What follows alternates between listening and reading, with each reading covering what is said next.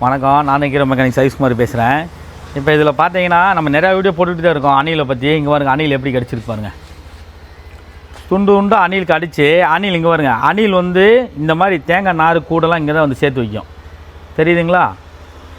அது போக அந்த ஏர் ஃபில்டரில் கடிச்சு அழுக்க பாருங்கள்.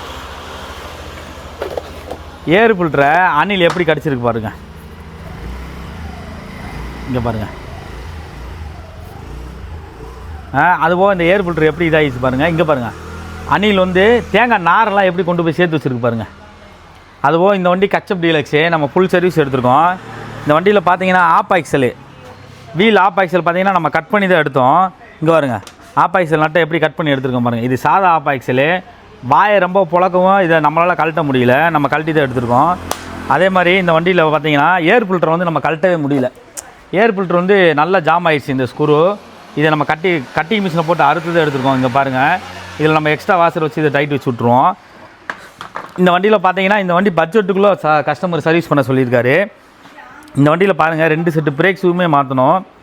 எவ்வளோ இதாக இருக்குன்னு பாருங்கள் எல்லாமே. இங்கே பாருங்கள், ட்ரம் லைட்லாம் பாருங்கள் எப்படி ஊரில் எடுத்து போய் கிடக்குது பாருங்கள் அழுக்காயி. அதே மாதிரி இந்த வண்டி பட்ஜெட் சர்வீஸ்னால் இந்த வண்டியில் டைமிங் செயின் கம்ப்ளைண்ட் இருக்குது. அடுத்த சர்வீஸில் கஸ்டமர் போட்டுக்கிறோன்னு சொன்னார். மெயினாக 2 வீலு, கார்பெட்ரு, ஏர் ஃபில்ட்ரு, 3 கேபிள் நம்ம மாற்றுறோம். அதாவது வந்து இப்போதைக்கு வந்து ரொம்ப பெரிய செலவு இல்லாமல் மெயினான வேலையை மட்டும் கஸ்டமர் பார்க்க சொல்லியிருக்காரு. அடுத்த சர்வீஸில் வந்து ஃபுல்லாக சர்வீஸ் கொடுக்குறேன்னு சொல்லியிருக்காரு. ஃபுல் சர்வீஸ் அடுத்த சர்வீஸில் வர்றப்போ நாங்கள் ஃபுல்லாக வீடியோ காமிக்கிறோம். இந்த வண்டியில் பார்த்தீங்கன்னா இங்கே வருங்க எவ்வளோ அழுக்கு இருக்குது பாருங்கள், டஸ்ட்டெல்லாம்.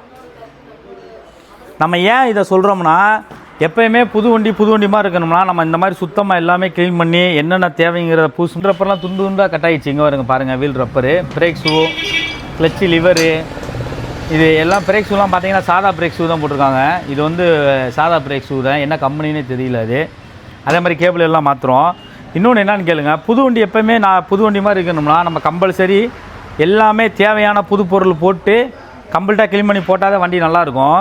இப்போ எல்லோரும் என்ன நினைக்கிறீங்க, எல்லா பொருளும் ஃபுல்லாக போட்டால் தான் வண்டி வந்து இது பண்ணுறாங்க அப்படிங்கிற மாதிரி நீங்கள் நினைக்கிறீங்க. அந்த மாதிரிலாம் எதுவுமே கிடையாது. நம்ம என்ன தேவையோ அதை மட்டும் தான் செய்வோம். அதே மாதிரி நம்ம கம்பல்சரி எல்லாமே பெட்ரோலில் க்ளீன் பண்ணி தான் போடுவோம். என்ன பொருள் தேவையாக இருக்கோ அதை மட்டும் தான் மாற்றுவோம். எல்லா பொருளும் புது பொருள் போட மாட்டோம். ஏன்னா தேவையான பொருள் போட்டால் மட்டுமே வண்டி வந்து புது வண்டி மாதிரி இருக்கும். அதனால் தேவைன்னா இப்போ இந்த வண்டியில் எல்லா பொருளும் மாற்றணும்னா கம்பல்சரி மாற்றி தான் ஆகணும். அப்படி மாற்றினா மட்டும்தான் வண்டி நல்லாயிருக்கும்.